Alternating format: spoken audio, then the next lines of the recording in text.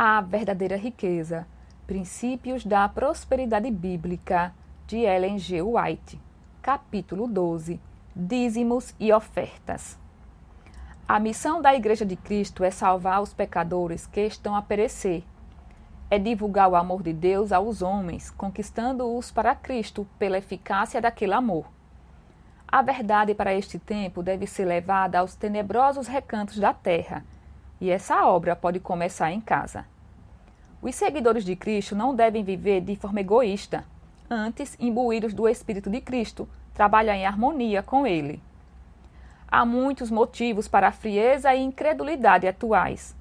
O amor ao mundo e os cuidados da vida separam o coração de Deus. A água da vida precisa estar em nós, de nós fluindo, jorrando para a vida eterna. Devemos realizar exteriormente aquilo que Deus realiza no interior. Caso o cristão queira fluir à luz da vida, precisa aumentar seus esforços para levar outros ao conhecimento da verdade. Sua vida deve caracterizar-se pelo esforço e sacrifício para beneficiar a outros. Então não haverá queixa de falta de satisfação. Os anjos acham-se sempre empenhados em trabalhar pela felicidade dos outros. É esse seu prazer. Aquilo que seria considerado serviço humilhante por parte de corações egoístas, servir aos cristãos que são indignos e considerados inferiores em caráter e posição, é a obra dos puros e inocentes anjos. O espírito de abnegado amor de Cristo é o que domina no céu, constituindo a própria essência de sua bem-aventurança.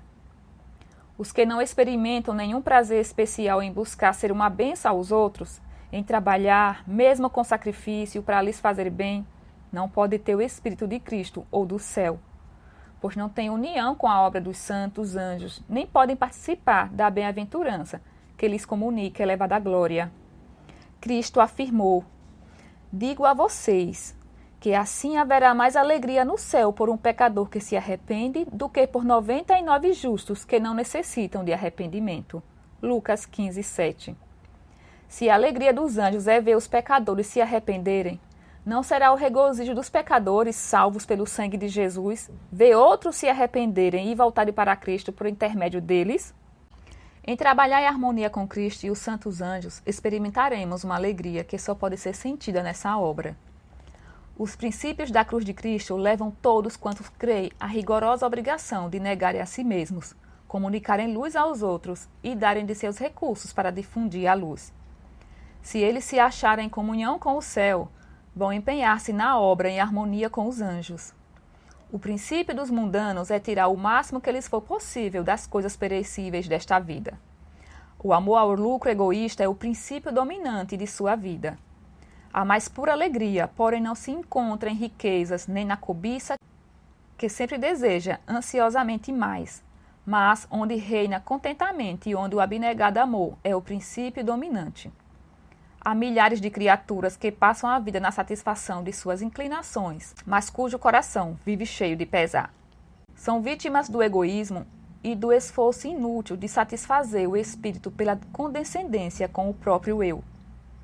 Em sua fisionomia, no entanto, acha-se estampada a infelicidade, e atrás dela se encontra um deserto pela ausência de boas obras em sua vida. À medida que o amor de Cristo nos enche o coração e nos rege a vida, a cobiça, o egoísmo e o amor da comodidade serão vencidos, e nosso prazer consistirá em fazer a vontade de Cristo, de quem professamos servos. Nossa felicidade será proporcional às nossas obras abnegadas, inspiradas pelo amor de Jesus. No plano da salvação, a sabedoria divina designou a lei da ação e reação. Deus poderia haver conseguido seu objetivo na salvação dos pecadores sem o auxílio do homem. Sabia, porém, que o homem não podia ser feliz sem desempenhar uma parte na grande obra, em que cultivaria a abnegação e a beneficência. Quando o amor ao mundo toma posse do coração e se torna paixão dominante, não fica margem para a adoração a Deus, pois as mais elevadas faculdades da mente se subordinam à servidão de Mamon e não podem reter os pensamentos acerca de Deus e do céu. A mente perde a lembrança do Senhor. estreitando-se e atrofiando-se na acumulação de dinheiro. Em virtude do egoísmo e amor do mundo, esses homens têm vivido cada vez com menos percepção da magnitude da obra para estes últimos dias. Não educaram a mente de modo a fazer do servir a Deus sua ocupação. Não têm experiência nesse sentido. Suas posses lhes absorvem as afeições e ofuscam a magnitude do plano da salvação. Enquanto prosperam e ampliam seus empreendimentos mundanos, não veem necessidade alguma de expansão e progresso da obra de Deus. Empregam os recursos de que dispõem em coisas temporais e não nas eternas. O coração ambiciona mais recursos. Deus os tornou depositários de sua lei, de modo que deixem brilhar para os outros a luz que tão generosamente lhes foi concedida. Mas têm por tal forma aumentado as próprias preocupações e ansiedades que não têm tempo de beneficiar com sua influência, de conversar com os vizinhos, de orar com eles, mas se justificam por causa de cuidados e encargos mundanos que lhes obscurecem a mente e absorvem as afeições.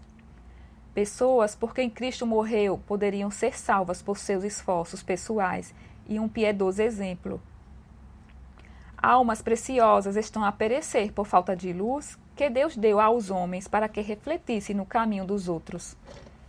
A preciosa luz, no entanto, é oculta sobre o alqueire e não ilumina os que estão na casa.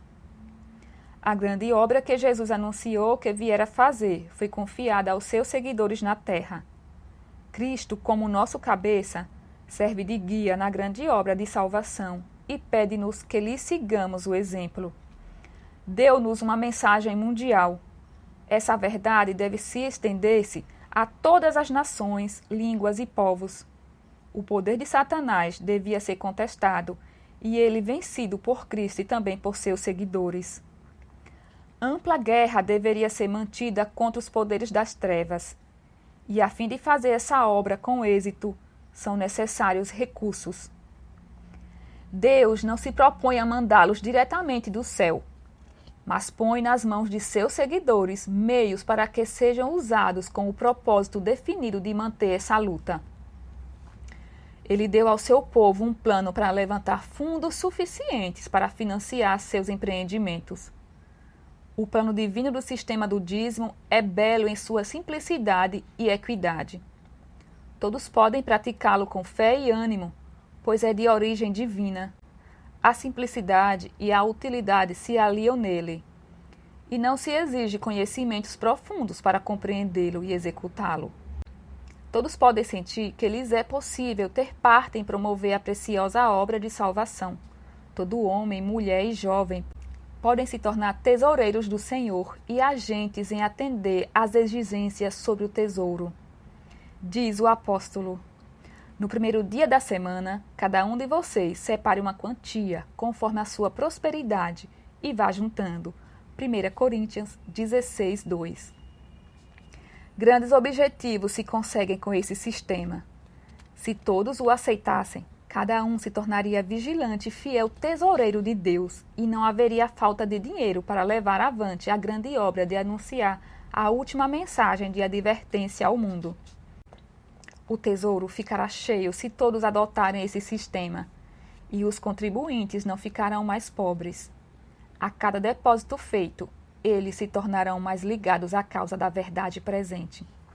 Estarão acumulando para si mesmos um tesouro que é sólido fundamento para o futuro, a fim de tomarem posse da verdadeira vida. 1 Timóteo 6,19. À medida que os obreiros perseverantes, sistemáticos, virem que a tendência de seus beneficentes esforços é nutrir o amor para com Deus e seus semelhantes, e que seus esforços pessoais estão a estender-lhes a esfera da utilidade, compreenderão que é grande bênção ser cooperadores de Cristo. A Igreja cristã, de modo geral, está se negando às reivindicações de Deus quanto a darem ofertas do que possuem para sustentar a luta contra as trevas morais que vão inundando o mundo. A obra de Deus nunca poderá progredir como deve enquanto os seguidores de Cristo não se tornarem obreiros ativos e zelosos. Todo indivíduo na igreja deve sentir que a verdade que ele professa é uma realidade, e todos devem ser obreiros desinteressados. Alguns ricos se acham inclinados a murmurar por estar a obra de Deus se ampliando e haver pedidos de dinheiro. Dizem que não tem fim esses pedidos. Surge continuamente um objetivo após outro, demandando auxílio. A esses, gostaríamos de dizer que esperamos que a causa de Deus se estenda de tal modo que haja maior ocasião e mais frequentes e urgentes apelos quanto às provisões do tesouro para prosseguir com a obra. Se o plano da doação sistemática fosse adotado por todo indivíduo, sendo plenamente levado avante, haveria constante suprimento no tesouro. A renda fluiria para ele qual corrente constante, sem cessar, provida pelas fontes transbordantes da beneficência. O dar ofertas faz parte da religião evangélica.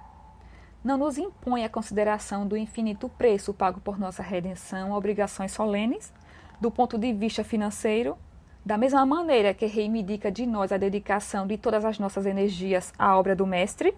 Teremos contas a ajustar com o Mestre quando ele disser: preste contas da sua administração.